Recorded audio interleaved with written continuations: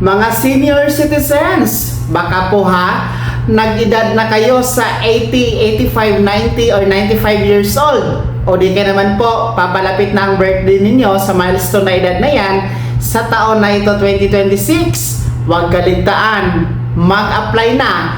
Advance na mag-apply sa OSCA para po sa 10,000 piso na inyong cash gift mula sa gobyerno. Yan ang ating pag-uusapan. Hello mga ka-vlogs! Welcome sa aking YouTube channel at welcome po sa ating official Facebook page. Saan ka man nanonood, well, kumusta? Eto paalala sa ating mga nakakatanda, sa ating mga senior citizens, lalong-lalo pa yung mga malapit na mag-edad sa 80, 85, 90 or 95 years old. Well, alam nyo ba, pwede na kayong mag-advance na mag-apply 6 months before sa inyong edad na 80, 85, 90 or 95 years old. Magpunta na kayo para mag-apply doon sa OSCA office, dahil pwede na pong ma-advance ang pag-apply sa Expanded Centenarian Act Cash Benefit na 10,000 piso. Yan po ay Republic Act 11982 na kung saan para po sa mga merong edad na 80, 85, 90 and 95 years old, bibigyan po kayo ng 10,000 piso na cash gift ng gobyerno sa ilalim po ng pamamahala at pondo ng National Commission of Senior Citizens or NCSC. Well, ang processing kasi ng aplikasyon, kumbaga, is sa OSCA or sa LSWDO na nasa LGU ninyo.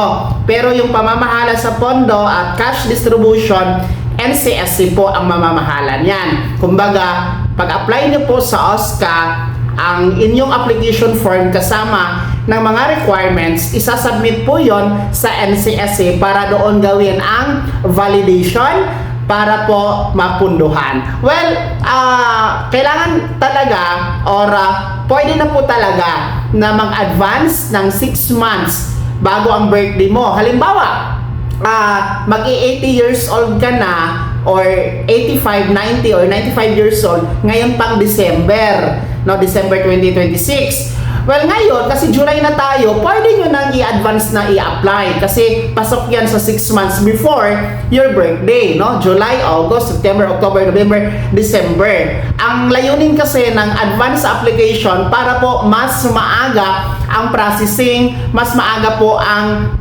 paghahanda sa pondo para mismong birthday ninyo, ibibigay, matatanggap po ang cash gift ninyo na 10,000 piso. Yun na din po ang inyong birthday gift mula sa ating pamahalaan, sa ating gobyerno, para may magamit din po kayo sa inyong birthday celebration, mga lolo at lola. So, ang requirements lang sa pagpunta sa OSCA, application form, libre yan, walang bayad. Sa OSCA yan makukuha or LSWDO. Then, mag-present ng birth certificate. Kung walang birth certificate, pwede po ang any government issued ID. So yun lang naman po. Basta ang siguraduhin nyo ang edad insaktong 80, 85, 90 and 95 years old, pwedeng ma-advance ang application 6 months before ang birthday sa mga edad na yan, mga ka-vlogs. Kaya mga komento nyo, reaction, sino sa inyo ang mga mag-80 years old, 85, 90 or 95 years old sa taon na ito, on or before December 2026, ibahagi na po sa comment section na nasa baba. Maraming salamat sa pagtutok. God bless. Mag-ingat mga ka-vlogs.